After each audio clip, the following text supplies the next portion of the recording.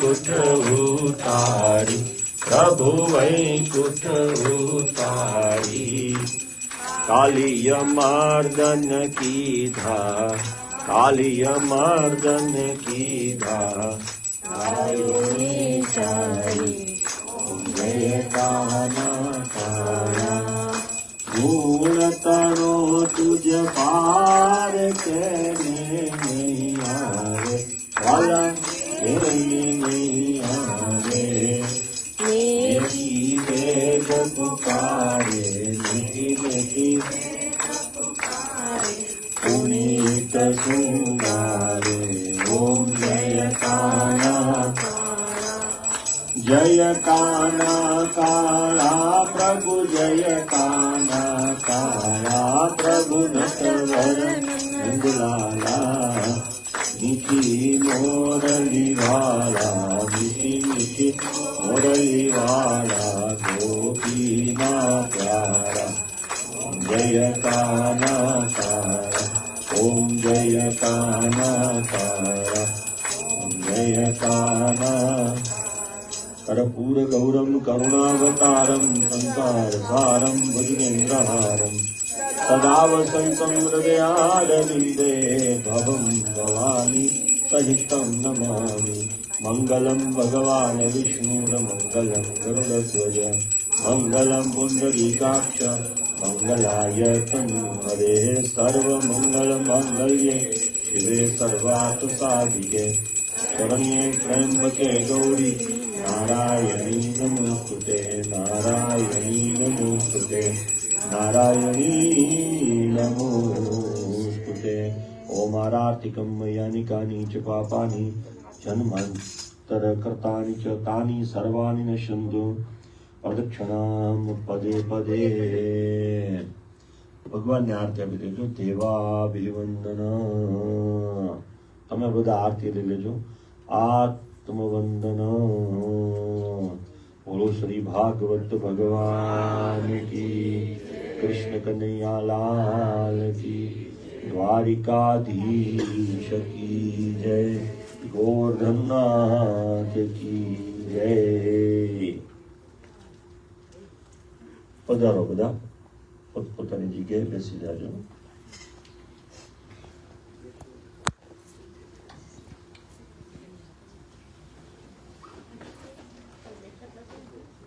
Better ના, તમે આગળ બેસો, ક્યાં વાંધો નહીં.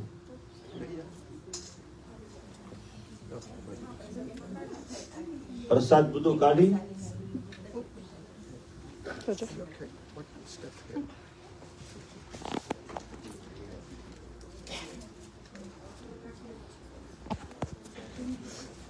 આખું બોક્સ જ મૂકી દઉં. હા હા,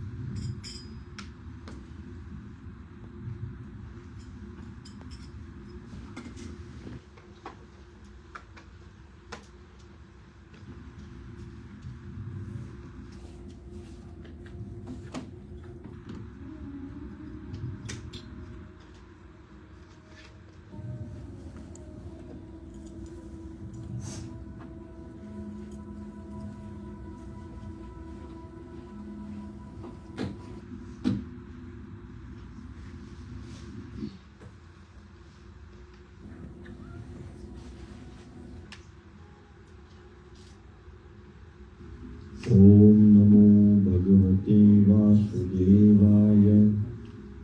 ઓમ નમો ભગવતે વાસુદેવાય. ઓમ નમો ભગવતે વાસુદેવાય. વંશી વિભૂષિત કરા નવનીત નાભા પીતાંબર અરુણબિંબ ફલાધરુષ્ઠાત પૂર્ણેન્દુ સુંદર મુખાદર બિંદ નેત્રાત કૃષ્ણાત પરમ કિમપી તત્વમહં ન જાને. કૃષ્ણત્વદીય પદ પંકજ પંજરાંતે અદ્વૈવ મે વિશતુ માનસ રાજહંસ. પ્રાણ પ્રયાણ સમયે કફવાત પિત્તે કંઠાવરો ધન વિદો સ્મરણમ કુતસ્તે. ગુરુર્બ્રહ્મા ગુરુર્વિષ્ણુ ગુરુર્દેવો મહેશ્વર ગુરુર સાક્ષાત પરબ્રહ્મ તસ્मै શ્રી ગુરુવે નમઃ. અખંડમંડલાકારં વ્યાપ્तं येन ચરાચરં તત્પદં દર્શિतं येन તસ્मै શ્રી ગુરુવે નમઃ. વિઘ્નેશ્વરાય વરદાય સુરપ્રિયાય લંબોદરાય સકલાય જગદ્વિતાય નાગાનનાય શ્રુતિયજ્ઞ વિભૂષિતાય ગૌરીસુતાય ગણનાથ નમો નમસ્તે. વક્રતુંડ મહાકાય સૂર્યકોટિ સમપ્રભો નિર્વિઘ્नं કુરુ મે દેવ શુભકાર્યેષુ સર્વદા. લોકાભિરામં રણરંગધીરં રાજીવનેત્રં રઘુવંશનાથં કારુણ્યરૂપં કરુણાકરન્तं શ્રીરામચંદ્રં શરણં પ્રપદ્યે. मनोजवमारुततुल्यवेगं जितेन्द्रियं बुद्धिमतां वरिष्ठं वातात्मजं वानरयुक्तमुख्यं श्रीरामदूतं शरणं प्रपद्ये. कृष्णाय वासुदेवाय देवकी नन्दनाय च नन्दगोपकुमाराय गोविन्दाय नमो नमः. मुखं करोति वाचालं पङ्गुं लङ्घयति गिरिं यत्कृपातमहं वन्दे परमानन्दमाधवं. वसुदेवसुतं देवं कंसचाणूरमर्दनं देवकी परमानन्दं श्रीकृष्णं वन्दे जगद्गुरुं. श्रीकृष्णं वन्दे जगद्गुरुं. श्रीकृष्णं वन्दे जगद्गुरुं. शान्ताकारं भुजगशयनं पद्मनाभं सुरेशं विश्वाधारं गगनसदृशं मेघवर्णं शुभाङ्गं लक्ष्मीकान्तं कमलनयनं योगिभिर्ध्यानगम्यं वन्दे विष्णुं भवभयहरं सर्वलोकैकनाथं. लक्ष्मीनारायण भगवान की, श्री राधा कृष्ण भगवान की, श्री सीतारामचंद्र भगवान की नमः. आरती पतये हर हर महादेव. श्रीमन नारायण नारायण नारायण श्रीमन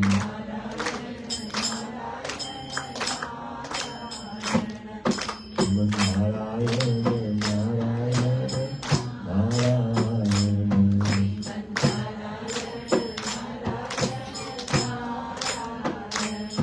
भजमन नारायण नारायण नारायण भजमन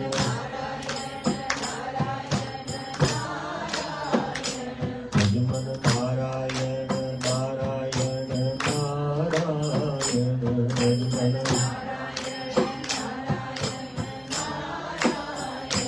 सूर्य नारायण नारायण नारायण.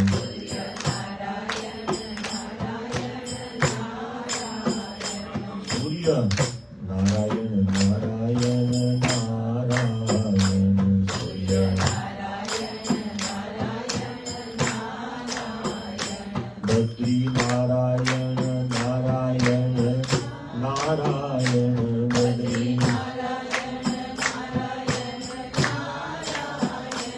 બદ્રી નારાયણ નારાયણ નારાયણ બદ્રી નર નારાયણ નારાયણ નારાયણ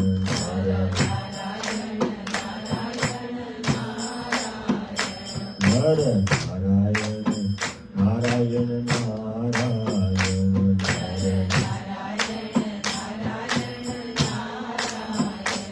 હરિ ઓમ નારાયણ નારાયણ નારાયણ હરિ ઓમ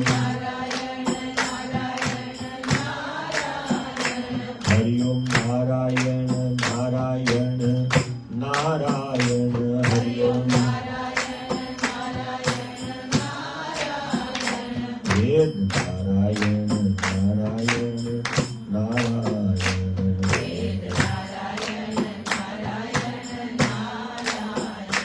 વેદ નારાયણ નારાયણ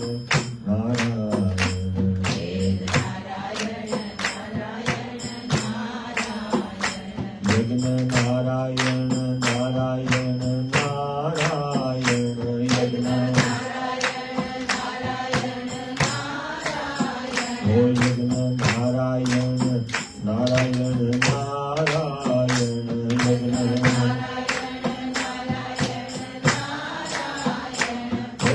નારાયણ નારાયણ નારાયણ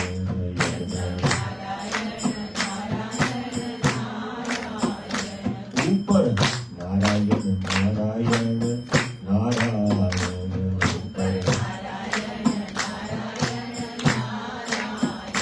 નીચે નારાયણ નારાયણ નારાયણ નીચે અંદર નારાયણ નારાયણ નારાયણ નારાયણ બહાર નારાયણ નારાયણ નારાયણ બહાર સુખ में નારાયણ નારાયણ નારાયણ સુખ में નારાયણ दुख में नारायण नारायण नारायण दुख में नारायण नारायण नारायण दुख में लक्ष्मी नारायण नारायण नारायण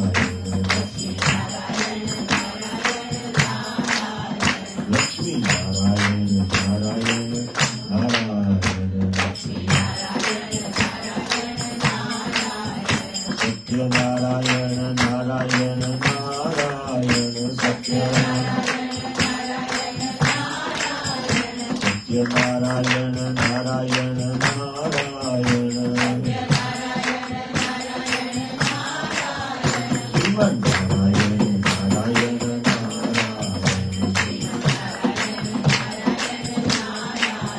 जीवन नारायण नारायण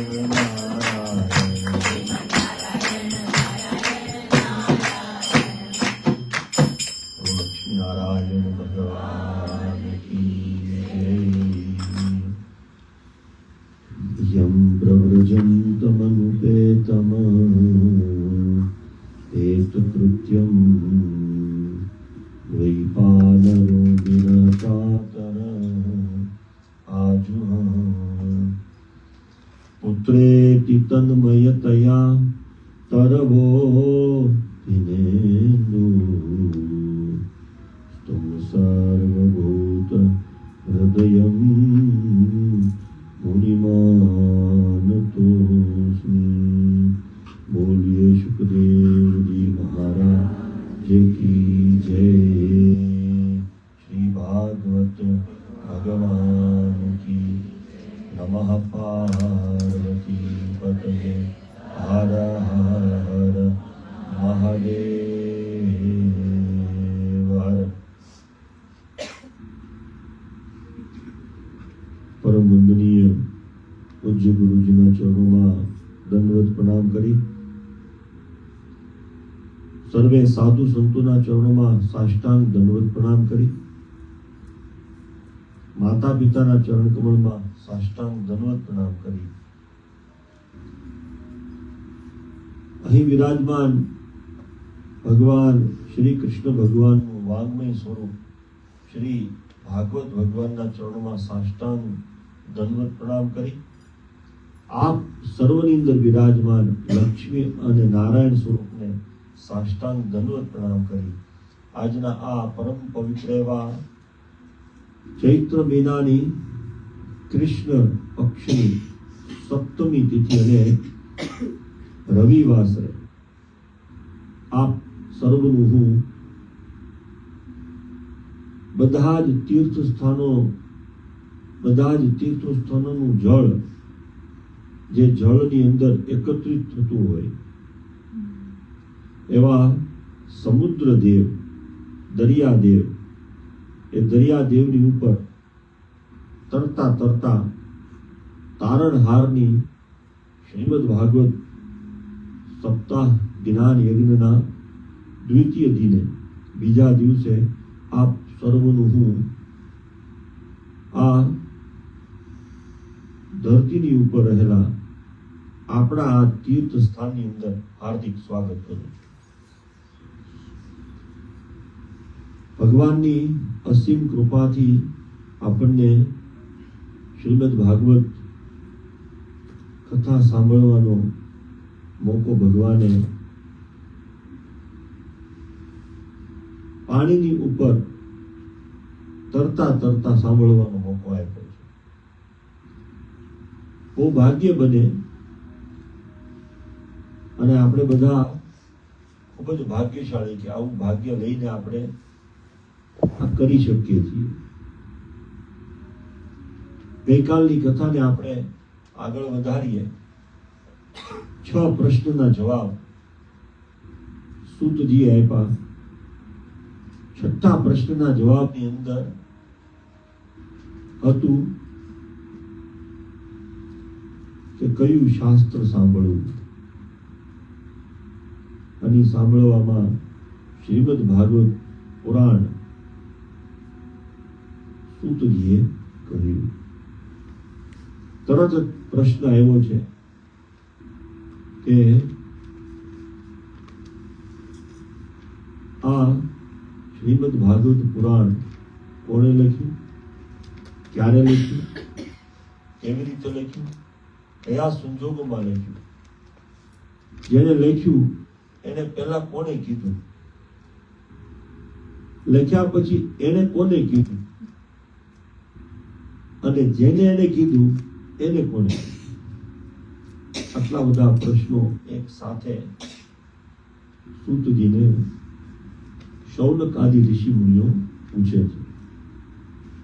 જવાબની અંદર સૂતજી કહે છે કે પ્રથમ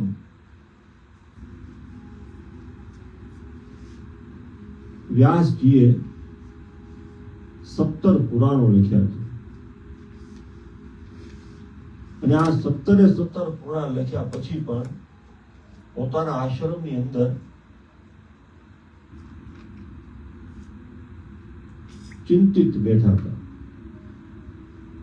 કંઈક ખૂટે છે, શાંતિ નથી, અશાંત ચિત્તથી બેઠેલા છે. એ જ સમયે નારદજીનું પ્રયાણ થાય છે. નારદજી આવે છે.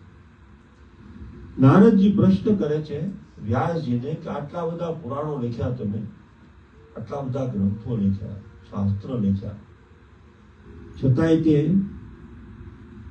તમારી આંખમાં મને અશાંતિ દેખાય છે. કોઈ પણ વ્યક્તિ હોય એ ચિંતામાં હોય, ગુસ્સામાં હોય, ખુશ હોય, દુઃખી હોય તો એની આંખ અને એનો ચહેરો બધું જ કહી દે છે. તમારે પૂછવાની જરૂર પડતી નથી. બધા અનુભવી છો, તમને બધાને ખબર હશે કે માત્ર ને માત્ર ચહેરાની સામે જોવો એટલે ખબર પડી જાય કે આને ગુસ્સો છે, દુઃખ છે, સુખ છે, આનંદ છે. બધી જ વસ્તુ ચહેરો આપણો કહી દે છે. આ ભગવાનની કરામત છે. ગમે એટલું આપણે છુપાવવાની કોશિશ કરીએ પણ એ છુપાતો નથી. 100% ચહેરા ઉપર આવી જાય છે અને એ ચહેરો તમારો મને અશાંત દેખાય છે. વ્યાસજીએ કીધું તમારી વાત તો સાચી છે, 17 પુરાણો લખ્યા પછી પણ મને એ ચેન પડતું નથી. એટલે નારદજીએ કીધું કેમ ને તમે કૃષ્ણ ભગવાનના ગુણગાનનું લખાણ કરો, તમે કૃષ્ણ કથા લખો. અત્યાર સુધીની બધી કથા તમે લખી છે પણ એમાં કૃષ્ણ ભગવાનની કથા તમે લખી નથી. એનું તમે લખાણ કરશો તો મને વિશ્વાસ છે કે એનાથી તમને જરૂર શાંતિની પ્રાપ્તિ થશે. કારણ કે મને પોતાને એનો અનુભવ છે. એટલે વ્યાસજીએ તરત પ્રશ્ન કર્યો નારદજીને, તમને શેનો અનુભવ? એટલે નારદજીએ પોતાની કથા કીધી કે હું પૂર્વ જન્મની અંદર દાસીનો પુત્ર હતો અને મારી માતાનું કામ હતું ઘરે ઘરે જવાનું, બધાને મદદ કરવાની અને એમાંથી જે કાંઈ કોઈ ભોજન આપે, કોઈ પૈસા આપે, એમાંથી અમારું ગુજરાન ચાલતું. હું નાનો હતો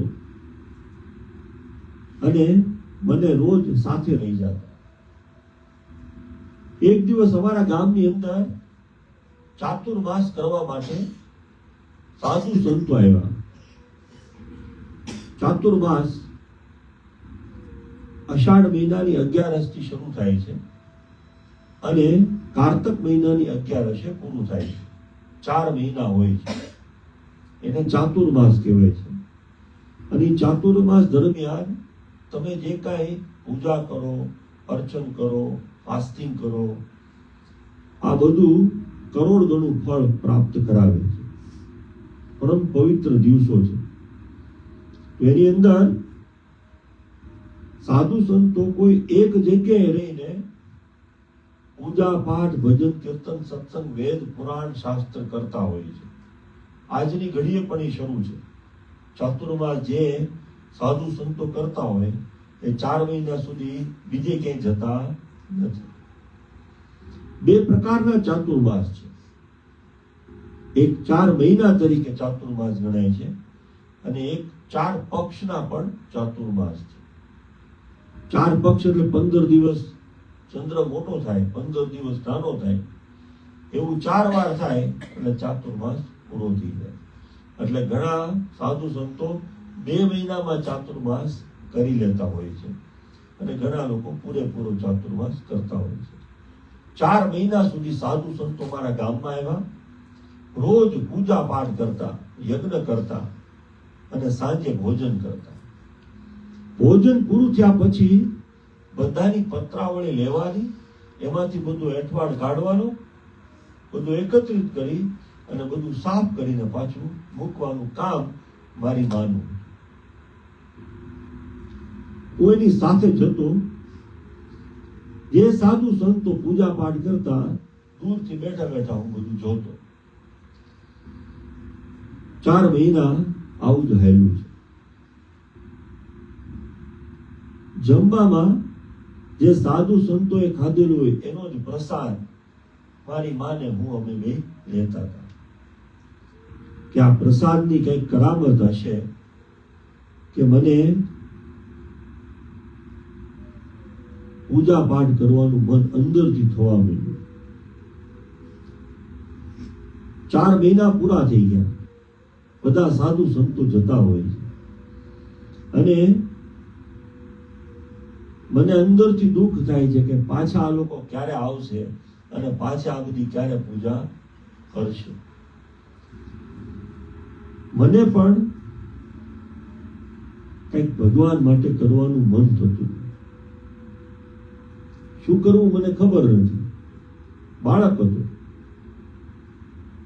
9 વર્ષની ઉંમર હતી, પણ બધા સાધુ સંતો જતા હોય છે એમાં એક દાઢીવાળા સાધુ હતા, હાથમાં દંડ હતો. એ જતા હતા, ધીરે ધીરે ચાલતા હતા,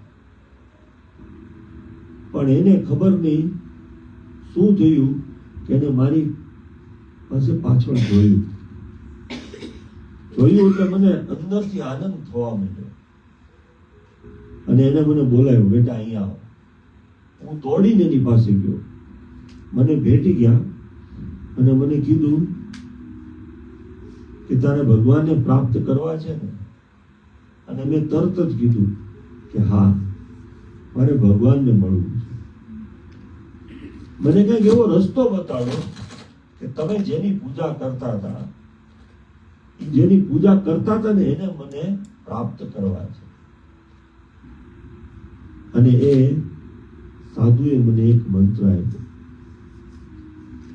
ઓમ નમો નારાયણા, ઓમ નમો નારાયણા, હરિ ઓમ નમો નારાયણ, ઓમ નમો નારાયણ. આ મંત્ર આપ્યો છે અને કીધું છે કે આ મંત્રનો જપ કરજે, આના આશીર્વાદથી તને ભગવાનની પ્રાપ્તિ થશે. પણ ઘરે આવ્યો તો એનું ઈ જ કામ, માતાજીની સાથે જવાનું, કોઈના વાસણ ધોવાના, કોઈના કપડા ધોવાના, ભગવાનની પૂજા કરવાનો કે મંત્ર કરવાનો કઈ સમય રહેતો નથી. અંદરથી એમ થાય છે કે આ બધું ક્યારે પૂરું થશે. અને સમય એવો આવ્યો, સુખ અને દુઃખ બે સાથે આવ્યું. અંદરથી એમ થતું હતું કે આ બધું કંઈક પૂરું થાય તો સારું, અને મારી માતાનું મૃત્યુ થયું. અંદરથી મને દુઃખ થયું, પણ એક રીતે હું આનંદિત છું કે હવે હું પૂજા કરી શકીશ. માતાની બધી અંતિમ ક્રિયા કરી, બધી જ પૂજા કરી. જે કાંઈ મારા ડ્યુટીમાં આવતું એ બધું જ કાર્ય કર્યું. અને પછી હરિદ્વારની અંદર એક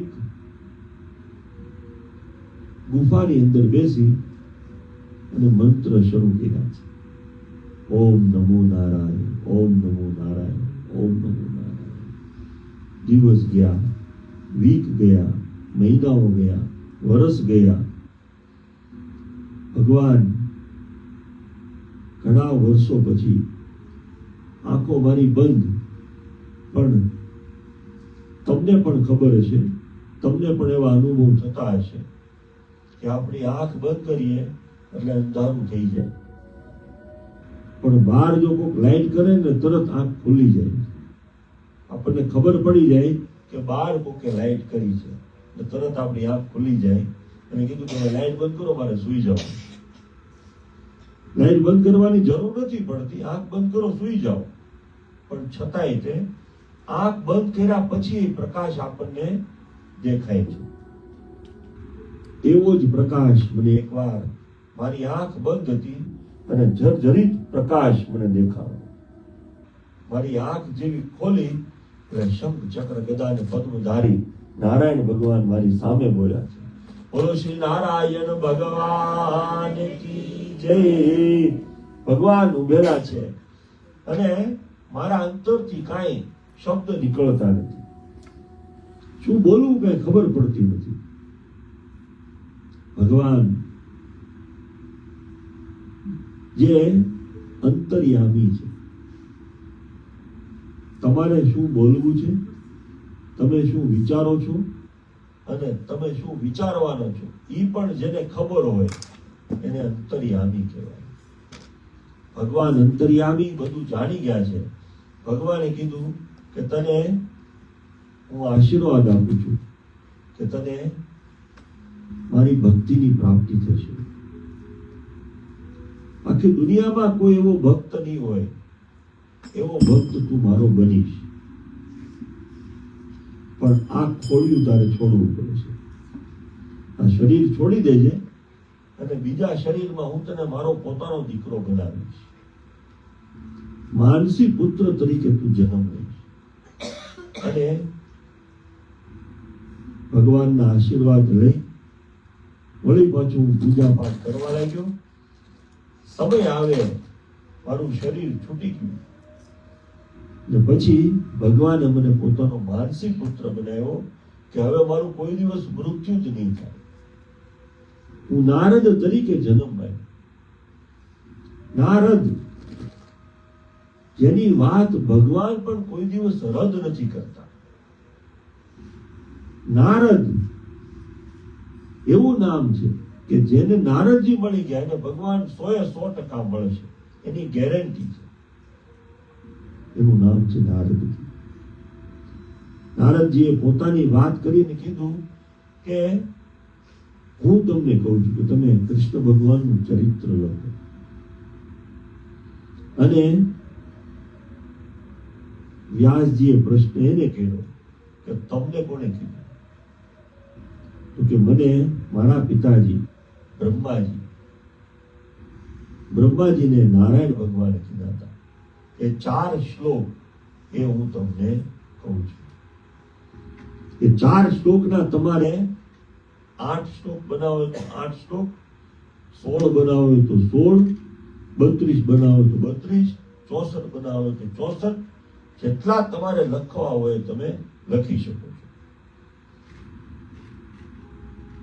આપણે કોઈ પણ મૂવી જોવા માટે જઈએ, 3 કલાકનું મૂવી હોય અને કોઈ આપણને પૂછે કે મૂવી કેવું હતું, શું સ્ટોરી હતી, તમે એને 10 મિનિટમાં કહી દેશો. આ બધું. અને ઘણા લોકો એ 3 કલાકના મૂવીના 6 કલાક સુધી પણ બોલી શકે. એમાં આમે હતું, ડાયરેક્ટરે શું કરવું જોઈએ અને ઓલાએ કેવી રીતે કરવું જોઈએ, બધું તમને કહી દેશે. વિસ્તાર કરવાનો, વિસ્તારથી વાત કરવાની, એનું નામ છે વ્યાસ. નાનામાંથી મોટું કરવાનું, એનું નામ છે વ્યાસ.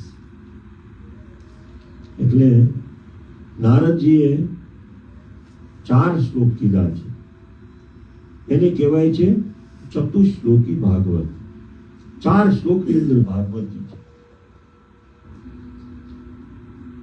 એમાંથી આપણા કવિઓએ 1 શ્લોક કરેલો છે. 1 શ્લોકી ભાગવત પણ છે. કદાચ તમે 12 સ્કંદ અને 18,000 શ્લોક આની અંદર છે. 18,000 શ્લોક ન વાંચી શકો તો આ 4 શ્લોક વાંચો, તમને એ જ ફળ પ્રાપ્ત થાય જેટલું 18,000 શ્લોકનું ફળ પ્રાપ્ત થાય. અને 4 શ્લોક નહીં, કદાચ 1 શ્લોક વાંચી લો તો પણ તમે એટલું જ ફળ પ્રાપ્ત કરો છો. કે આદો રામ તપોવનાદિગમનમ અને હત્વા મૃગમ કાંચનમ વૈદેહી હરણમ જટાયુ મરણમ સુગ્રીવ સંભાષણમ વાલી નિગ્રહણમ સમુદ્ર તરણમ અને લંકાપુરી દાહકમ પશ્ચાત રાવણ કુંભકર્ણહનનમ એતત શ્રી રામાયણમ. 1 શ્લોકની અંદર આખી રામાયણ. હવે 1 શ્લોકની અંદર આખી ભાગવત. યાદો દેવકી દેવ ગર્ભ જનનમ અને ગોપી ગૃહે વર્ધનમ માયા પૂતની જીવિતાપહરણમ ગોવર્ધનો ધારણમ કંસ છેદન કૌરવાદિહનનમ અને કુંતી સુતા પાલનમ એતત ભાગવતામ પુરાણ કથિતમ શ્રી કૃષ્ણ લીલામૃતમ શ્રી કૃષ્ણ લીલામૃતમ.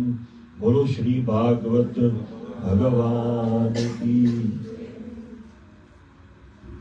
એક શ્લોકની અંદર ભાગવતજી એવા 4 શ્લોક નારદજીએ વ્યાસજીને કીધા અને વ્યાસજીએ આ 4 શ્લોકના 18,000 શ્લોક લખ્યા છે આપણા માટે. એ 18,000 શ્લોક જેનું વાંચન આપણે ગઈકાલથી શરૂ કર્યું છે. પ્રથમ સ્કંદની અંદર વ્યાસજીએ આખી ભાગવત લખી છે. ભાગવત લખ્યા પછી પ્રશ્ન એ આવ્યો કે આને મારે કોને કહેવી? કારણ કે સામે એવો વ્યક્તિ હોવો જોઈએ કે જે આને પહેલા તો સમજી શકે, પચાવી શકે, જેવું હું બોલું છું એવું જ સમજે અને સમજાવીને પાછું બીજાને એવી જ રીતે સમજાવે. આવો વ્યક્તિ મારે જોઈએ છે. અને ભગવાનની કૃપા વગર મળવું મુશ્કેલ છે. તરત ભગવાનની તપસ્યા કરે છે.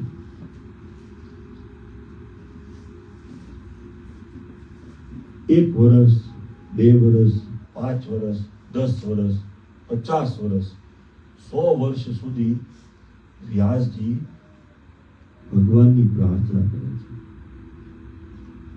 ભગવાન પ્રસન્ન થાય છે. ભગવાન પૂછે છે, માંગ તારે શું જોઈએ છે? મારે બીજું કાંઈ નથી જોતું ભગવાન. મેં તમારી કથા લખી છે, એ કથાને સાંભળવા વાળો અને કથાને કહેવા વાળો એક વ્યક્તિ જોવે છે. અને જો તમારી કૃપા થાય એની વગર શક્ય નથી. ભગવાને કીધું કે કથા સાંભળવાની જ હોય અને કથા કહેવાની જ હોય તો કેમ ન હું જ આવી જાઉં? એને કીધું જો તમે જ આવવાના હો તો તમે મારા દીકરા તરીકે આવો. ભગવાને કીધું તથાસ્તુ. ભગવાને એની મનોકામના પૂર્ણ કરી છે. ભગવાનની કરામત એવી છે, ગોલોકની અંદર એક પોપટ, એનું નામ છે શુક. શુક એટલે પોપટ. ગોલોકની અંદર રાધાજીના પરમ શિષ્ય છે. સુખદેવજી રાધાજીને અતિ પ્રિય છે. રાધા માતા એ સુખદેવજીના ગુરુજી છે. એટલા માટે એમ કહેવામાં આવે છે, હું તો નથી કહેતો પણ એમ આપણે સાંભળ્યું છે કે આખી ભાગવતમાં પોતાના ગુરુજીનું નામ એને ક્યાંય લખ્યું નથી. કારણ કે જો એ નામ લખે તો એને સમાધિ લાગી જાય અને આગળ કઈ લખી શકે નહીં, કઈ બોલી શકે નહીં. એટલા માટે તો સુખદેવજી પોપટ તરીકે વ્યાસજીના પત્નીના મોઢામાં વયા જાય છે. કથા એવી છે,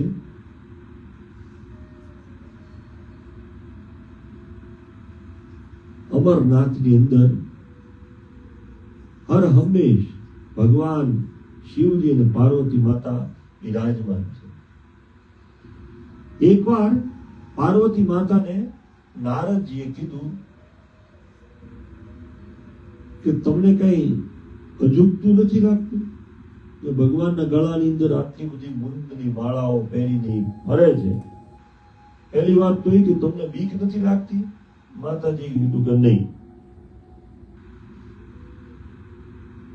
તમે એક કામ કરજો, તમે એને પૂછજો કે આ બધી મુંદની માળાઓ એ કોના મુંદ છે કે તમારી પહેરવા પડે છે?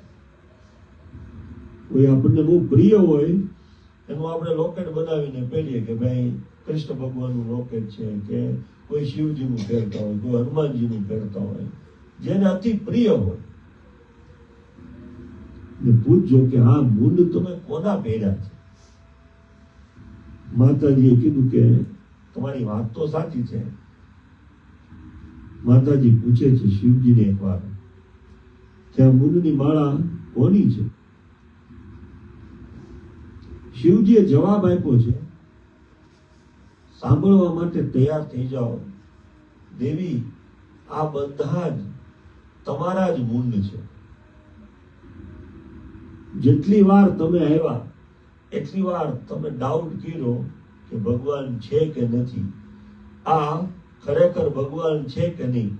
એ જેટલી વાર ડાઉટ થયા એટલી વાર તમે શરીર છોડી દીધું. એ છોડ્યા પછી તમારી જ મુંડની માળાઓ મેં પહેરેલી છે. આ જેટલી ગણી લેજો એટલી વાર તમે આવ્યા હતા.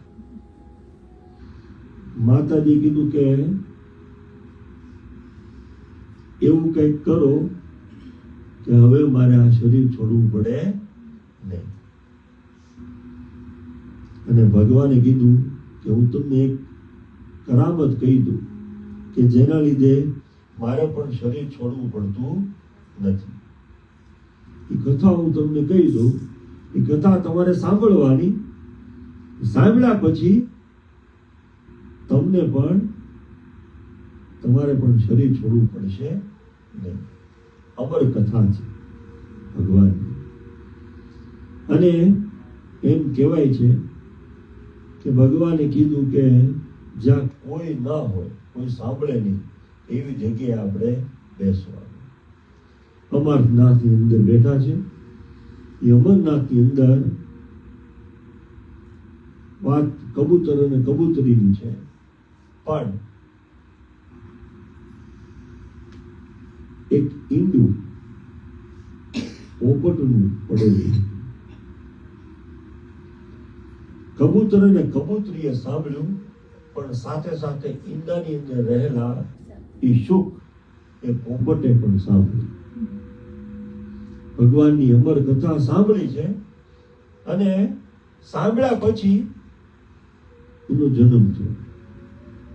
જન્મતા આવે તો ભગવાને કીધું કે આ ક્યાંક ભાગી ન જાય, એને પકડવા માટે ભગવાન એની પાછળ અને શુક દોડે છે, ઉડે છે. અને ઉડતા ઉડતા વ્યાસજીની પત્ની બગાસું ખાતી હોય એની અંદર વ્યા જાય. પેટની અંદર ગર્ભવતી થાય છે. ધીરે ધીરે એ જ સુખદેવજી મોટા થાય છે. અંદર વિચાર કરે છે કે બહાર નીકળીશ તો ભગવાનની માયા લાગી જશે. બહાર નીકળીશ તો એવી માયા લાગશે કે પછી મને ભગવાનનું નામ લેવાનું મન થશે નહીં. એટલે મારે બહાર નીકળવું નથી. 9 મહિના થઈ ગયા, જન્મ થતો નથી. 12 મહિના થઈ ગયા, વર્ષ દિવસ સુધી જન્મ ન થાય એટલે તરત વૈદ્યને બોલાવે વ્યાસજી કે આમાં કઈ ખબર પડતી નથી, શું કરવું અમારે. એને કીધું કઈક ભગવાનની કરામત છે કે બાળક અંદર ને અંદર મોટું તો થાય છે, પણ શરીર અટલું ને અટલું જ રહે છે. ધીરે ધીરે સમય પસાર થાય છે. સમય પસાર થતા છતાંય તે માતાને કઈ પીડા થતી નથી, કઈ ભાર લાગતો નથી, કઈ દુઃખ થતું નથી. સુખદેવજી અંદર મોટા થાય છે. એમ કહેવાય છે કે 14 વર્ષ સુધી પ્રસવ થતો નથી, જન્મ થતો નથી.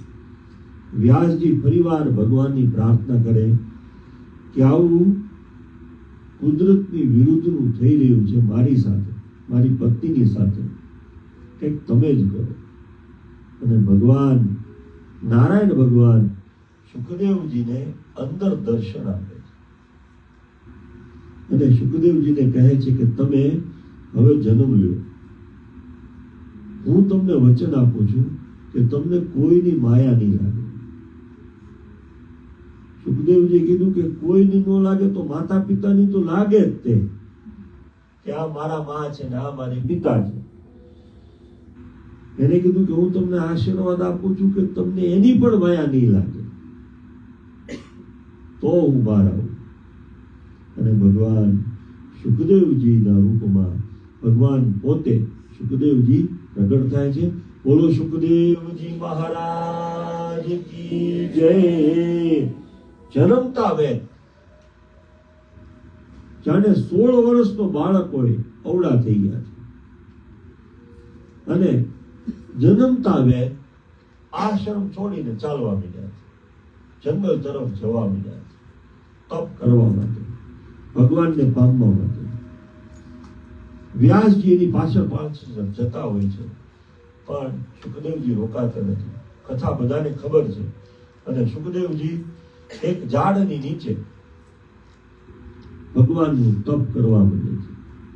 વ્યાસજી પાછા આવી જાય છે આશ્રમમાં, રડવા લાગે છે કે હવે પાછો પ્રશ્ન તો એનો જ છે, કથા મારી પાસે પડી છે પણ કોઈ સાંભળવા વાળું નથી. અને જેને મેં સાંભળવા માટે જન્મ અપાવડ્યો એને સાંભળવી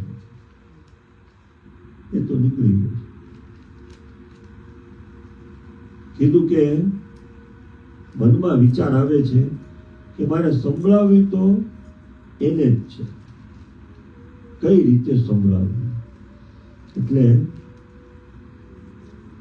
એક કરામત કરે છે, 4-5 છોકરાઓને કહે છે કે હું તમને એક મંત્ર આપું છું, એ મંત્ર તમારે બોલવાનો, એ શ્લોક તમારે બોલવાનો, બોલતા બોલતા જંગલમાં જવાનું. શ્લોક છે બરહા પીડમ નટવરકુ કર્ણો તો કર્ણિકારમ. કે મારા ભગવાન એટલા બધા સુંદર છે કે એને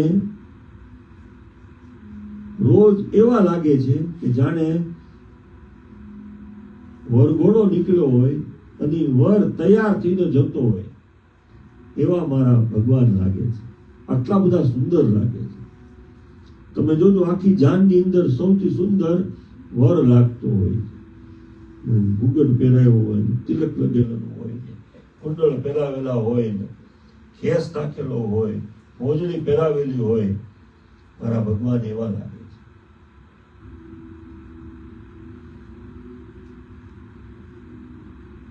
ભગવાનની સુંદરતાનું વર્ણન કરતો શ્લોક લઈ અને છોકરાઓને મોકલે છે. છોકરાઓ જંગલમાં જાય છે. સુખદેવજીના કાનમાં એ મંત્ર પડે છે. છોકરાઓને બોલાવે છે, અહીં આવો તો. આ મંત્ર તમને કોણે શીખવાડ્યો? તો કે અમારા ગુરુજીએ. એક જ મંત્ર આવડે છે? તો કે આ એક જ. એને કીધું બીજું કંઈક શીખવાડે. તો પાછા આવે છે. વ્યાસજીને પૂછે છે, કોઈ મળ્યું તમને? તો કે હા. શું કીધું એને? તો કે આ મંત્ર નહીં, બીજો કોઈ મંત્ર શીખવાડો. એટલે તરત ખબર પડી ગઈ કે આ મળી ગયા. એટલે એને વ્યાસજીએ બીજો મંત્ર કીધો. એકમાં ભગવાન કેટલા સુંદર છે એનું વર્ણન છે, બીજામાં ભગવાન કેટલા કૃપાળુ છે એનું વર્ણન છે. અહો બકીયમ સ્તન કાલકૂટ. ભગવાન એવા છે. મારા ભગવાન કેવા છે? તો કે અહો બકીયમ સ્તન કાલકૂટ.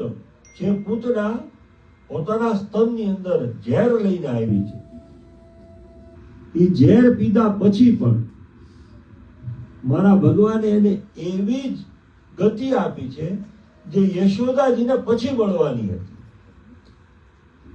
જે દેવકી માતાને મળવાની હતી, જે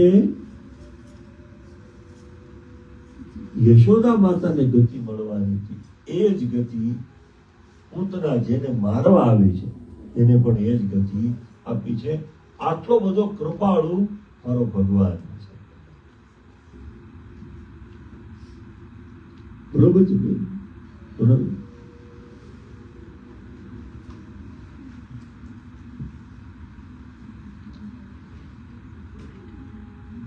મંત્ર કરતા કરતા જાય છે. સુખદેવજી સાંભળે છે. મેં કીધું કે આ ભગવાનને તો મારે વધારે સાંભળવા જ પડશે, કથા મારે વધારે સાંભળવી જ પડશે. એટલે શુકદેવજી પાછા આશ્રમમાં આવે છે.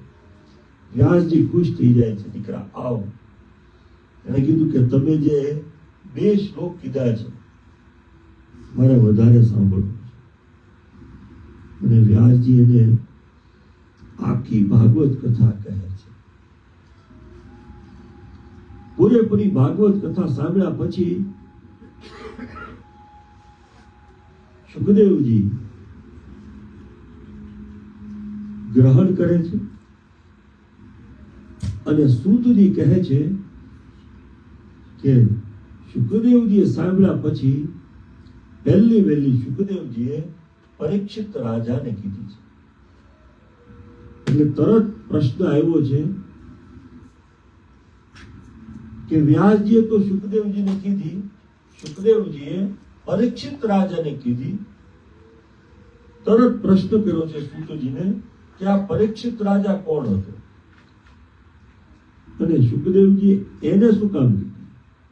બીજા કેટલા બધા માણસો હશે દુનિયાની અંદર, કેટલા બધા સાધુ સંતો હશે, કેમ એને ન કીધી ને આને જ કીધી? એટલે તરત સૂતજી કહે છે કે મારે હવે તમને મહાભારતમાં લઈ જવા પડશે. મહાભારતની અંદર 18 દિવસ સુધી મહાયુદ્ધ શરૂ થયું છે. મહાભારતનું યુદ્ધ થાય છે. કુરુક્ષેત્રની અંદર પાંડવોનો વિજય થાય, કૌરવો હારી જાય. દુર્યોધન ભીમ દ્વારા મરણ પથારી ઉપર છે, કારણ કે બંને પગના સાથળની ઉપર એને મારેલું, ચાલી શકતો નથી. હાથ અને પગ પણ તૂટી ગયેલા છે અને મરવાની અણી ઉપર છે. પણ એને વરદાન હતું કે જ્યારે સુખી અને દુઃખી એક જ સમયે થશે ત્યારે જ એનું મૃત્યુ થશે, નહીતર નહીં થાય. બે સાથે હોવા જોઈએ તો જ એનું મૃત્યુ થાય. એટલે અશ્વત્થામા દ્રોણાચાર્યના પુત્ર અને દુર્યોધનનો પરમ મિત્ર અશ્વત્થામા આવે છે. દુર્યોધનની આ પરિસ્થિતિ જોઈ દુઃખી થાય છે. દુર્યોધનને પૂછે છે હું શું કરી શકું તારી માટે? દુર્યોધન કહે છે કે તારે કંઈક કરવું હોય ને તો મારી માટે આ 5 પાંડવોને મારીને લઈ આવ, આટલું કર. અશ્વત્થામાએ કીધું 1 કલાક રાહ જો, હું 5 માથા લઈને અહીં આવું. હું તને વચન આપું છું કે હું આ 5ને મારી એના મસ્તક કાપી અને તારી પાસે લઈ આવું. અશ્વત્થામા જાય છે. આ બાજુ પાંડવો અતિ આનંદમાં છે, કારણ કે જીતી ગયા છે. એક છાવણીની અંદર બધા જ ભેગા થયા છે અને બધા આ જીતની વાત કરે છે. અને એક છાવણીની અંદર 5 છોકરાઓ સૂતેલા છે.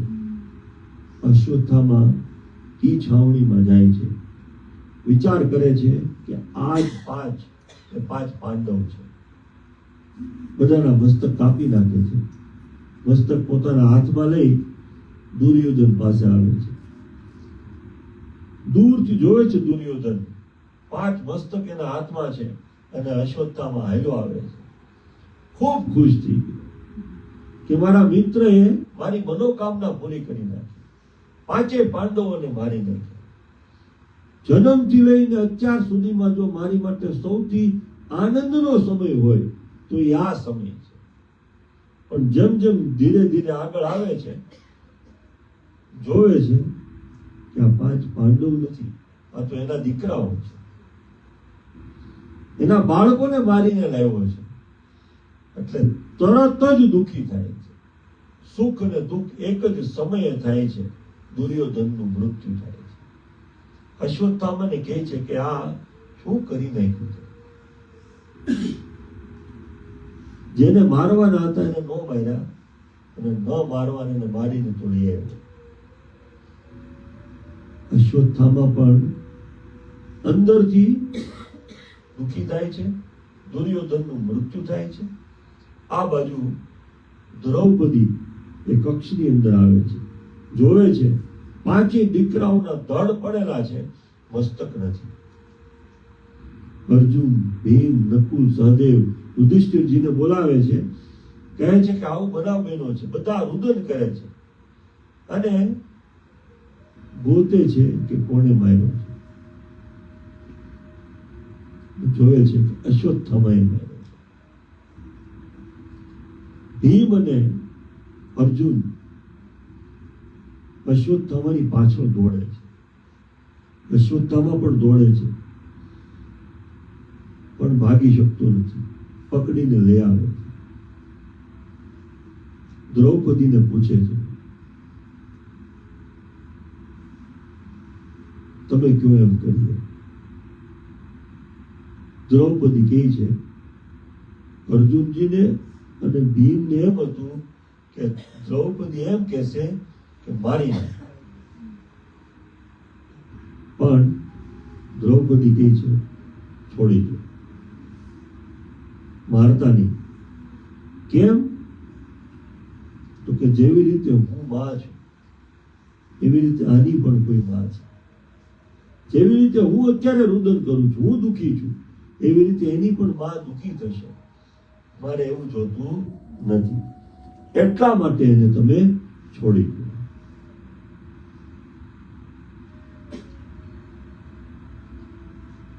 અર્જુનજી અને ભીમ પૂછે છે યુધિષ્ઠિર રાજા, તમે શું કહો છો? મૂળ વાત ઈ છે કે એને મારવો તો છે જ તે, પણ કોઈ કે તો મારે. એટલે અર્જુનજી ને ભીમજી યુધિષ્ઠિર રાજાને પૂછે છે કે તમે કયો એમ કરીએ ભાઈ. હવે એ તો ધર્મરાજ છે. યુધિષ્ઠિર કહે છે કે ગમે એટલું પાપ કરે પણ બ્રાહ્મણનો દીકરો છે, એટલે બ્રાહ્મણને મરાય નહીં, છોડી દે.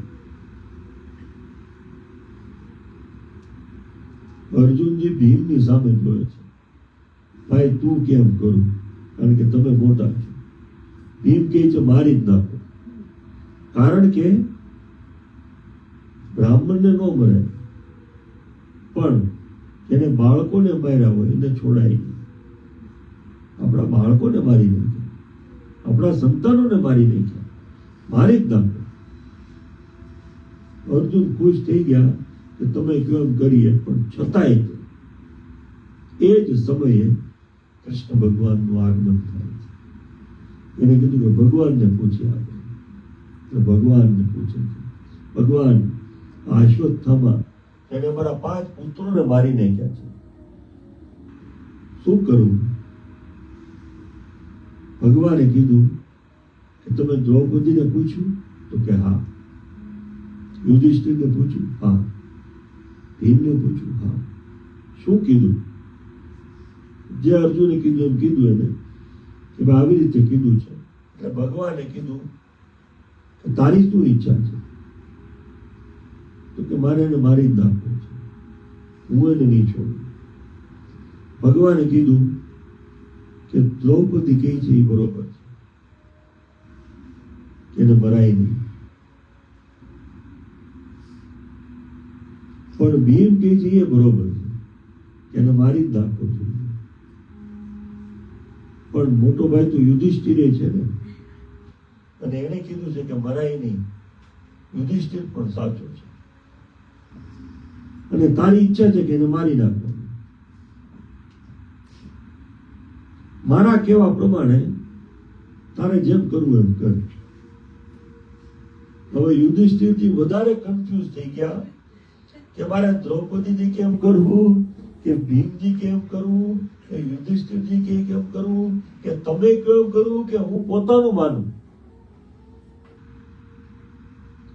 અર્જુને કીધું છે, વિચાર કરે છે, કીધું કે સૌથી મોટામાં મોટી વસ્તુ, કોઈ બ્રાહ્મણને મારવો હોય તો એની ચોટલી કાપી નાખો, એની આબરૂ વહી જશે. એની આબરૂ વહી જાય એ પછી મરણ પાયમાં બરોબર જ છે, એને મારવાની જરૂર પડતી નથી. એનું મુંડન કરી નાખ્યું છે, ચોટી કાપી નાખી છે. એને મણી હતો, એ મણી કાઢી નાખ્યો છે, છોડી દીધો છે. પણ અશ્વત્થામા જતા જતા બ્રહ્માસ્ત્ર છોડે છે. કોની માટે? તો કે અર્જુનનો દીકરો અભિમન્યુ અને અભિમન્યુનો પત્ની ઉત્તરા, અને ઉત્તરાના ઉદરની અંદર એક ગર્ભ છે. એ ગર્ભને મારવા માટે થઈને બ્રહ્માસ્ત્ર છોડે છે કે હું તમારા કુળને આગળ વધવા દઈશ નહીં. આવા વિચારથી અશ્વત્થામાએ તીર છોડ્યું છે, બ્રહ્માસ્ત્ર છોડ્યું છે. કોઈ રોકી શકે નહીં. એને પોતાને એને પાછું વાળતા આવડતું નથી, એટલે કદાચ એને પકડી લ્યો અને એને કહો કે તમે એને પાછું લ્યો, પણ અશ્વત્થામાને આવડતું નહોતું. હવે અર્જુનજી પૂછે ભગવાનને કે શું કરું? ભગવાન કહે છે કે જે ભાગ્યમાં હશે એ થશે. પણ ભગવાન ગર્ભની અંદર જઈ અને બાળકની રક્ષા કરે છે. બ્રહ્માસ્ત્ર, બ્રહ્માસ્ત્ર વાગી શકતું નથી. તમે ત્યારે કીધું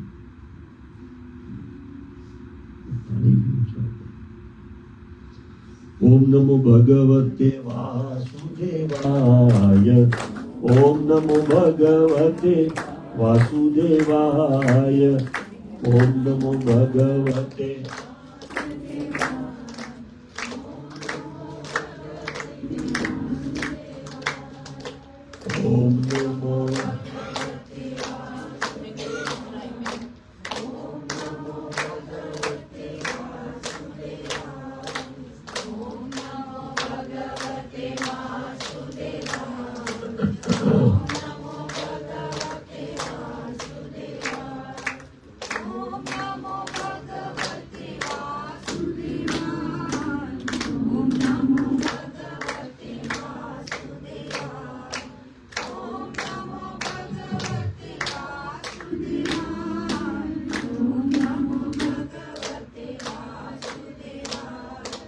ઓમ નમો ભગવતે વાસુદેવાય,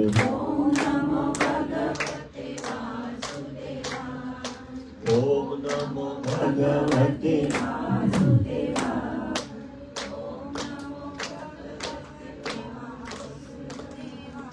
બોલો શ્રી ભાગવત ભગવાન કી. આ બાઈક ને થોડુંક હાઈ કરી નાખો, નહીં થાય કઈ વાંધો કઈ વાંધો કઈ વાંધો.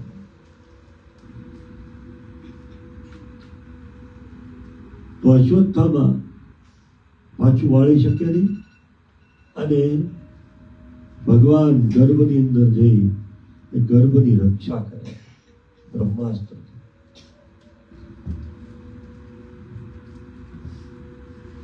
ભગવાન જેની રક્ષા અંદર પણ કરે અને બહાર પણ કરે એવો એક જ વ્યક્તિ છે, અને એ છે પરીક્ષિત રાજા. ગર્ભની અંદર જેની રક્ષા થઈ, એ બાળકનો જન્મ થયો. જન્મતા વેદ એનું નામ તો ગુરુજીને પૂછીને પાડવામાં આવ્યું હતું વિષ્ણુ રાગ, પણ જન્મતા વેદ બધાની સામે જોયા જ કરે. એ ગોતતા હતા કે જેને ગર્ભમાં મેં જોયા હતા એ ક્યાં છે, એ પરીક્ષણ કરતા હતા, એટલે એનું નામ પાડ્યું છે પરીક્ષિત. જે પરીક્ષા કરવા વાળા હોય એનું નામ છે પરીક્ષિત.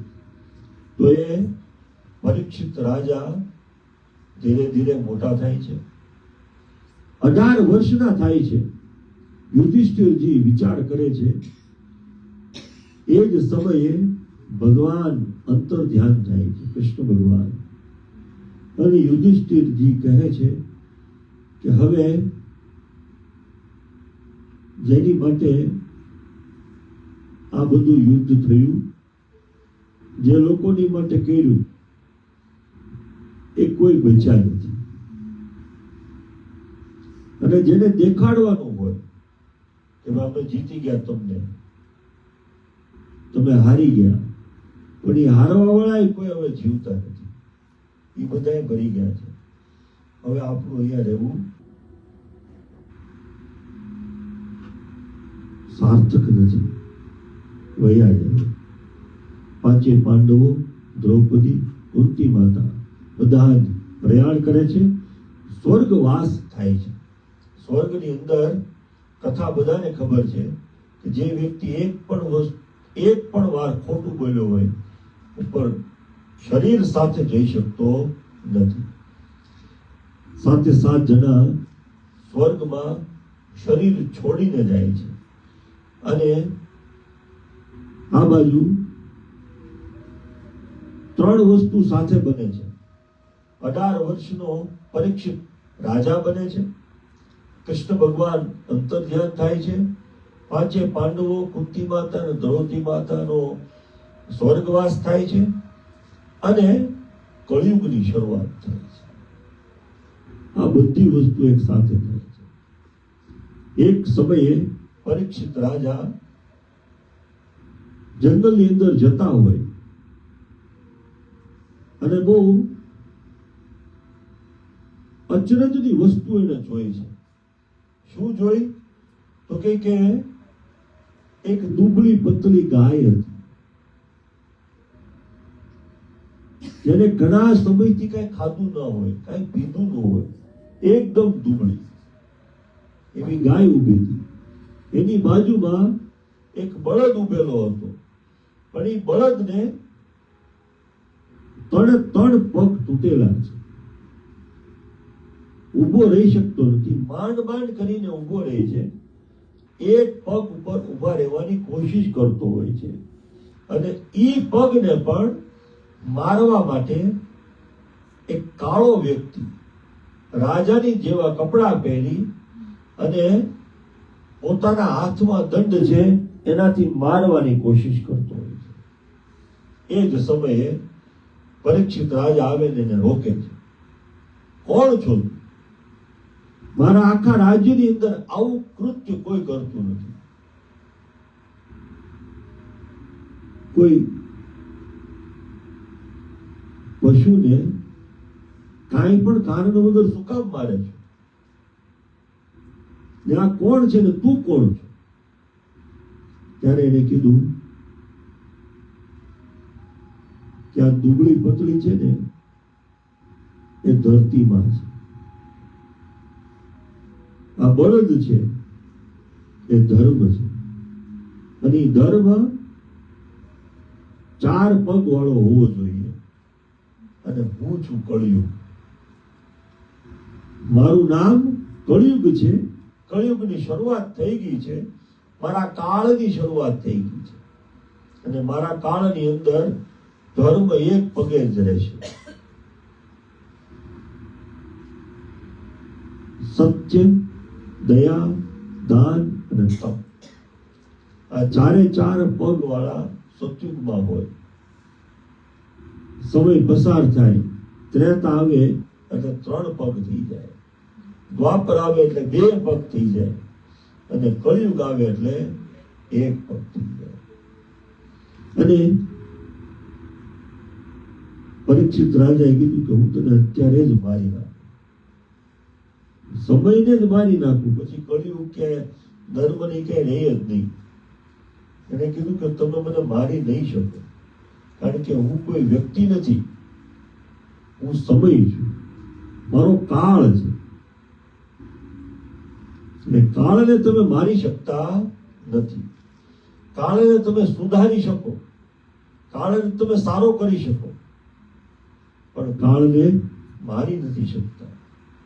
સમય છે. ઘડિયાળ બંધ કરી દો ને તો ઘડિયાળ બંધ થઈ જાય, સમય બંધ નહીં થાય. સમય તો ચાલુ જ રહે છે. આપણે એમ કે હજી તો 4 જ વાગ્યા, નહીં 7 વાગી ગયા છે, તમારી ઘડિયાળ બંધ છે. તો મારો સમય છે, કાળ છે, સમય રોકાવાનો નથી. તો કે મારા રાજ્યમાં તારે રહેવાનું નહીં. તો કે પણ તમારું તો સાર્વભૌમ રાજ્ય છે, આખા જગતમાં તમે રાજા છો. એને કીધું કે તમે એક કામ કરો, મને થોડીક જગ્યાઓ બતાડી દો જ્યાં હું રહું, શાંતિથી રહું. પરીક્ષિત રાજાએ જગ્યા બતાડી છે કે જ્યાં દારૂ પીવાતો હોય, બનતો હોય ને વેચાતો હોય ત્યાં તમારે રહેવાનું. જ્યાં જુગાર રમાતો હોય ત્યાં તમારે રહેવાનું. જ્યાં હિંસા થતી હોય, જ્યાં કારણ વગરના પશુઓને મારવામાં આવતા હોય, પશુઓને મારીને એનું શાક બનાવી જ્યાં બનતું હોય અને જ્યાં ખવાતું હોય ત્યાં તમારે રહેવાનું. અને જ્યાં આગળ કાવતરા થતા હોય, કોને કેવી રીતે પાડી દેવું, કોને કેવી રીતે મારી નાખવું, કોણ સારા વ્યક્તિને કેવી રીતે નીચો પાડવો, આવા કાવતરા જ્યાં થતા હોય ત્યાં આગળ તમારે રહેવાનું. જ્યાં આગળ પ્રોસ્ટિટ્યુશન થતું હોય ત્યાં આગળ તમારે રહેવાનું. કળિયુગ કે છે કઈ વાંધો નહીં, પણ આ બધી જગ્યા બતાડી તમે, બધી ખરાબ જગ્યાઓ છે. એકાદી સારી જગ્યાએ બતાડો કે જ્યાં હું રહી શકું. એને કીધું કે કઈ વાંધો નહીં, સોનાની અંદર તમારે રહેવાનું.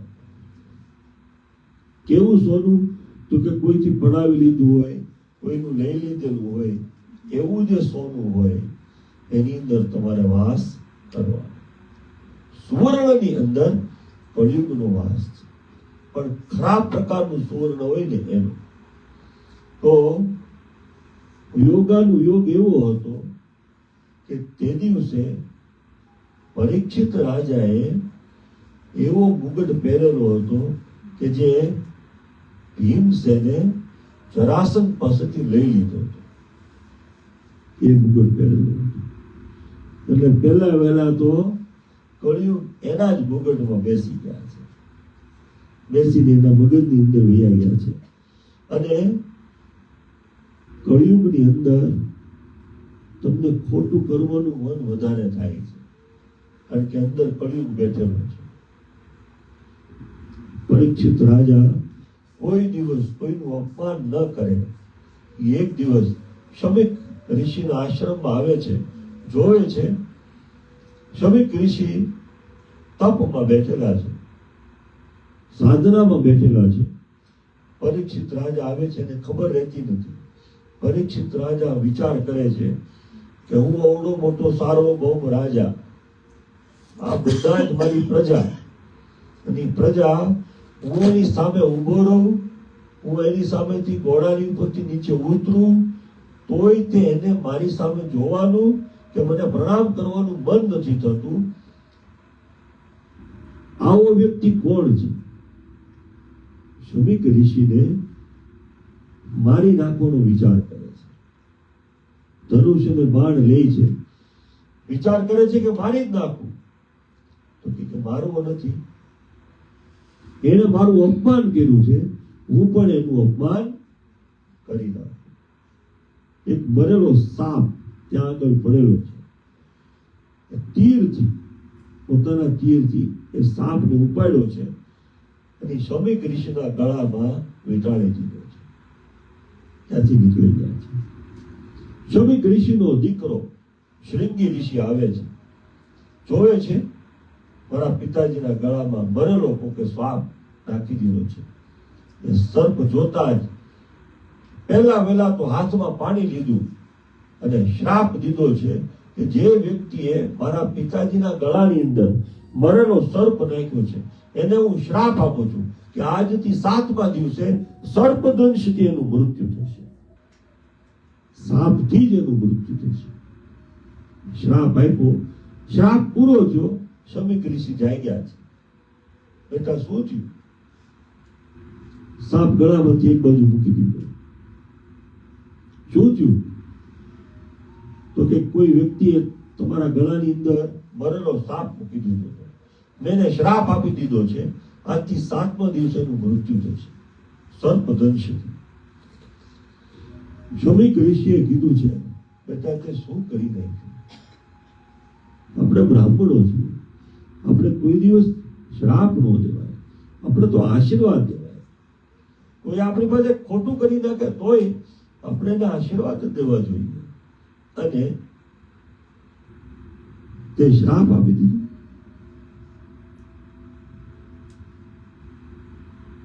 હવે હું શ્રાપ આપું છું,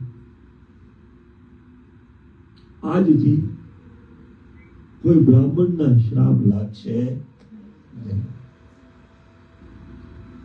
કળિયુગની અંદર કોઈ બ્રાહ્મણ કોઈ વ્યક્તિને શ્રાપ આપે એ શ્રાપ લાગશે નહીં. આશીર્વાદ આપે તો આશીર્વાદ લાગશે, પણ શ્રાપ લાગશે નહીં.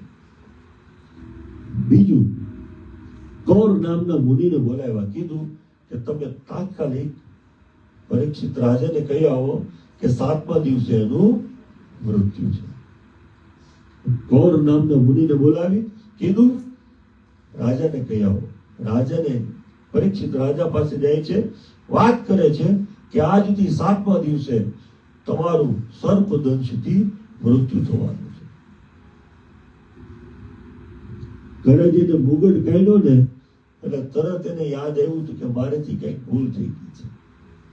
જેવો આવ્યો એટલે ખબર પડી ગઈ કે ભૂલ થઈ ગઈ અને તરત જ વસ્ત્રો કાઢી નાખ્યા છે, વલ્કલ વસ્ત્ર પહેરી નાખ્યા. પોતાના દીકરાને જન્મે જઈને રાજા બનાવી દીધો. રાજ્ય છોડી શુક્રતાલની અંદર આવે છે. બધા જ સાધુ સંતો બેઠેલા છે અને સાધુ સંતોને પૂછે છે કે મારે શું કરવું? 7મા દિવસે મારું મૃત્યુ છે. બધાએ કીધું કે અમારી પાસે પૂજા તો છે પણ મહિનો દી ચાલે એટલી છે, તમારી પાસે સમય નથી. કોકે કીધું કે હું સ્વર્ગ તો અપાવી શકું પણ વરસ તો થશે. બધા એકબીજાની પૂછે છે પણ કોઈની પાસે એવો ઉપાય નથી કે જે 7 દિવસની અંદર મુક્તિ અપાવી શકે. એ જ સમયે સુખદેવજીનું પ્રયાણ થાય છે. સુખદેવજી આવે છે.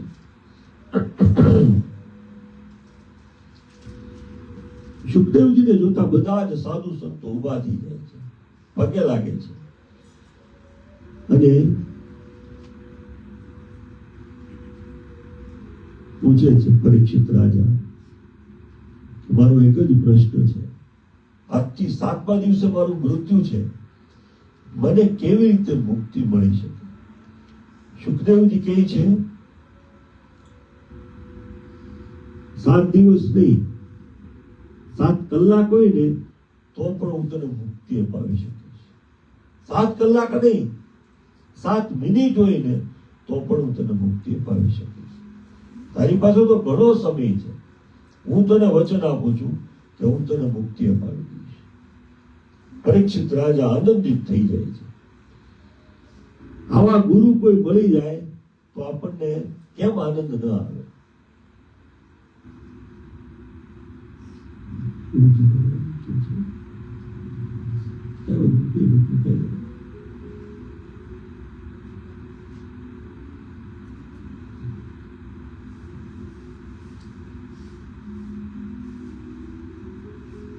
ગુરુજીના નામની હો માળા છે લોકમાં, ગુરુજીના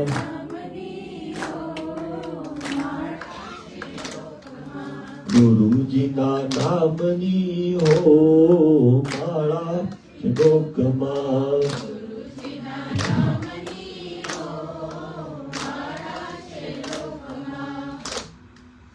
માળા છે લોકમાં. ગવાશે નહીં કારણ કે અવાજ બેસી ગયો છે.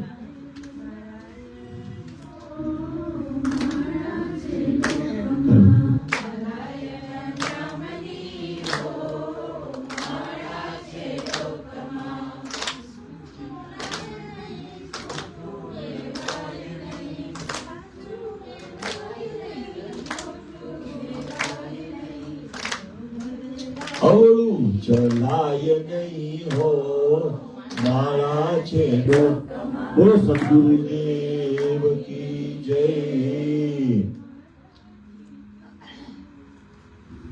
ગુરુજી મળે 7 દિવસની અંદર હું તને વચન આપું છું, મુક્તિ મેળવી આપીશ. અને સુખદેવજી કહે છે હું તને આજથી શ્રીમદ ભાગવત કથા સંભળાવીશ. 7 દિવસ સુધી તું સાંભળીશ, 7મા દિવસે તને મુક્તિ મળશે. અને સુખદેવજી કથા શરૂ કરે છે. એ કથામાં સૌ પ્રથમ આ સૃષ્ટિનું સર્જન કેવી રીતે થયું એની કથા આવે છે. 24 અવતારની કથા કીધી છે, વરાહ નારાયણની કથા કીધી છે. અને મનુ અને શત્રુપાને ત્યાં જે કશ્યપ ઋષિનો જન્મ થાય છે એની કથા કીધી છે. એ કશ્યપ ઋષિને ત્યાં 2 પત્ની હતી, દિતિ ને અદિતિ. એમાં દિતિને ત્યાં જે સંતાનો થયા એની વાત કરે છે. અને એ દિતિને ત્યાં 2 દીકરાઓ થયા. એકનું નામ છે હિરણ્યાક્ષ, બીજાનું નામ છે હિરણ્યકશ્યપ. તો આ હિરણ્યાક્ષને ભગવાને કેવી રીતે માર્યા, હિરણ્યકશ્યપને કેવી રીતે માર્યા, અને બીજી સૃષ્ટિનું સર્જન કેવી રીતે થયું એ બધી જ કથાઓ આપણે આવતીકાલે જોઈશું. આજની કથાને આપણે થોડીક વહેલી પૂરી કરવાની છે કારણ કે બીજા અધ્યાયમાં આપણે જવાનું છે,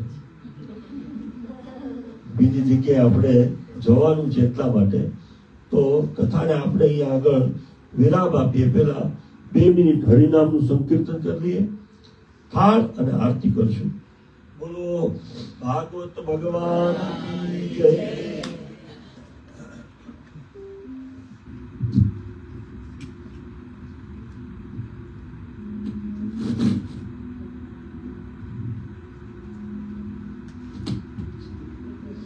ઓમ નમો ભગવતે વાસુદેવાય. ઓમ નમો ભગવતે વાસુદેવાય. ઓમ નમો ભગવતે વાસુદેવાય. ઓમ નમો ભગવતે વાસુદેવાય. ઓમ નમો ભગવતે વાસુદેવાય. ઓમ નમો ભગવતે વાસુદેવાય. ઓમ નમો ભગવતે વાસુદેવાય. ઓમ નમો ભગવતે વાસુદેવાય. ઓમ નમો ભગવતે વાસુદેવાય.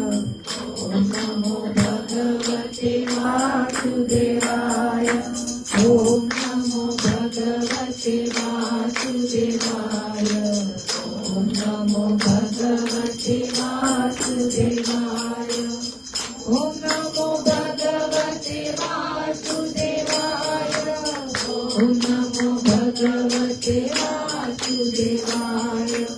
ઓમ નમો ભગવતે વાસુદેવાય.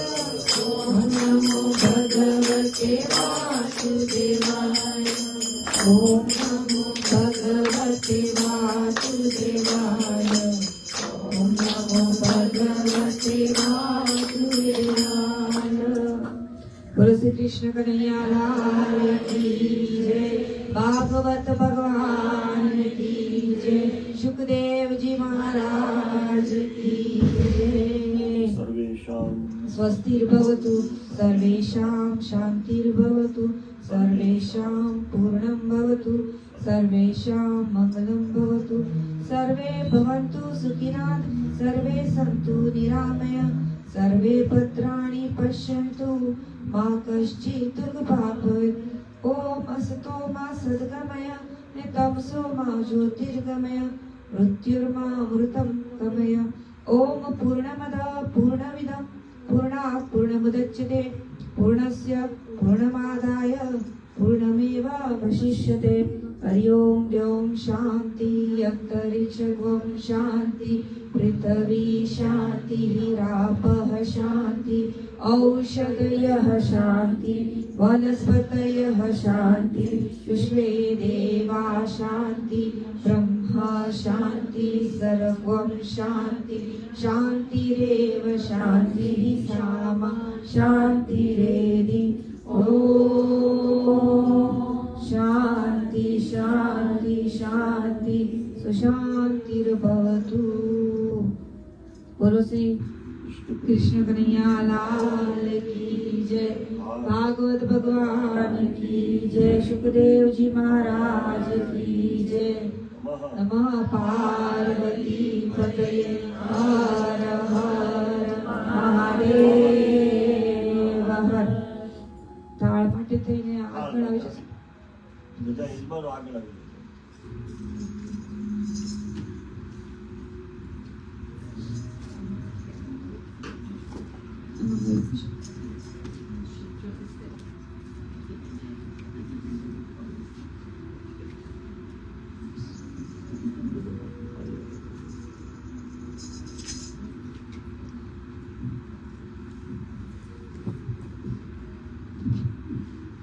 બધા આજના યજમાનો હાથમાં પાણી રાખજો.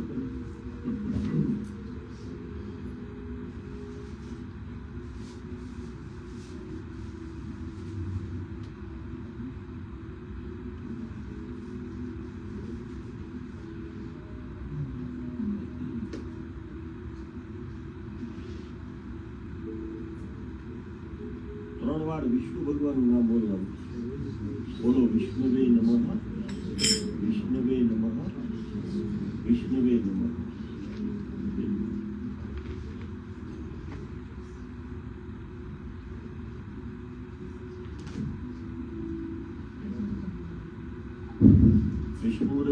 विष्णुर श्रीमद्भगवतो महापुरुषस्य विष्णुराज्ञया प्रवर्तमानस्याद्य ब्रह्मोऽद्यपराधे श्री श्वेतवराह कल्पे वैवस्वत मन्वन्तरे अष्टाविंशतितमे कल्पे कलियुगजने યુરોપ ખંડે સમુદ્ર દેશે અમારે બધાએ તમારું નામ બોલવાનું. શ્રી રોજની નામસ્ય બધાએ બોલવાનું. બોલો મમ આત્મન બલ શ્રુતિ સ્મૃતિ પુરાણો વેદો શાસ્ત્રો શુભ ફલ પ્રાપ્તિ અર્થે મમ સકલ શ્રીમદ ભાગવત સપ્તાહ જ્ઞાન યજ્ઞ નિમિત્ત દ્વિતીય દિને પોથી પૂજન તથા શ્રવણ પ્રસાદ દાન સકલ કલ્યાણ પ્રાપ્તિ અર્થ સકલ આરોગ્ય પ્રાપ્તિ અર્થ સકલ અપ્રાપ્ય લક્ષ્મી પ્રાપ્તિ અર્થે આદિ દૈવિક આદિ ભૌતિક આધ્યાત્મિક ત્રિવિધ તાપ શમ નાર્થે અહમ કરિષ્યે અનિસમ.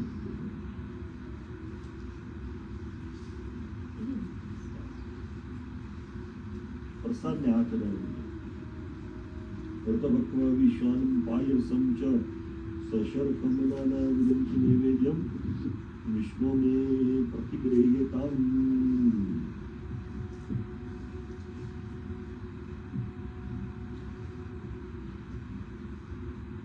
બોલો શ્રી કૃષ્ણ કનૈયા લાલ કી જય.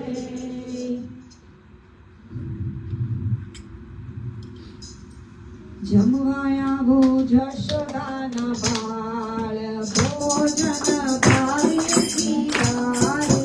જમવા આવો જશોદાના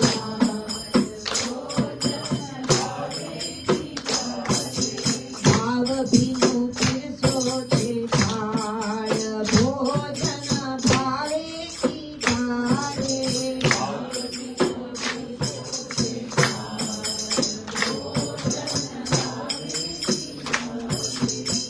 દિન તેરી ઝૂંપડીએ દીન બંધુ આવજો.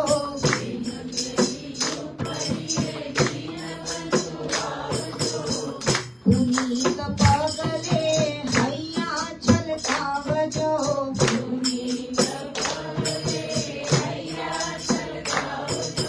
પ્રેમ કેરી બાંધી છે ભાળ ભોજન ભાવે પીવારે.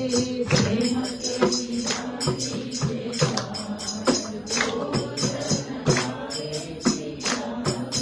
જમવા આવો જશોદાના બાળ ભોજન ભાવે પીવારે.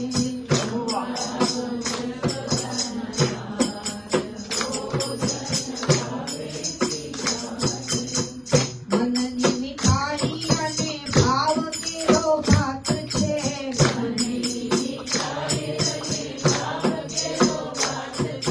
સ્નેહ કેરા શાકની નિરાળી વાત છે.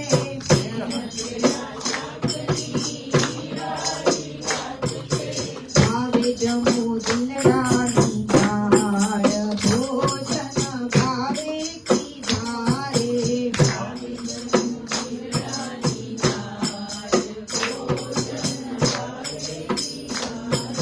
જમવા આવો જશોદાના બાળ ભોજન ભાવે પીવારે.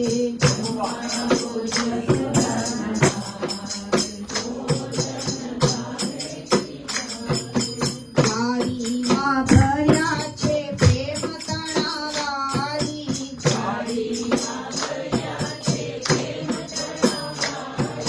પ્રભુ ભક્ત મુકવા છે મમતા ચોટાડી. પ્રભુ ભક્ત મુકવા છે મમતા ચોટાડી. ભક્તોની રાખજો સંભાળ ભોજન ભાવે પીવારે.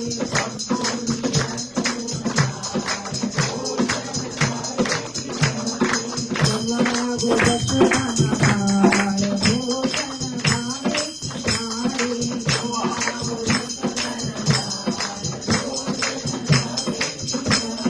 ભોજન ભાવે પીવારે. ભોજન ભાવે પીવારે. બોલો શ્રી કૃષ્ણ કનૈયા લાલ કી જય. આરતી લેવી.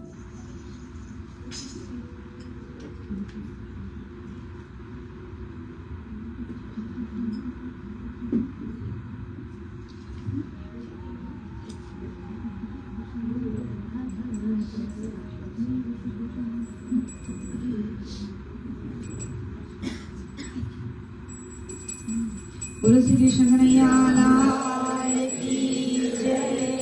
હે દીવડા જગમગ જગમગ થાય. દીવડા જગમગ જગમગ. આરતી ભાગવત ભગવાનની થાય. આરતી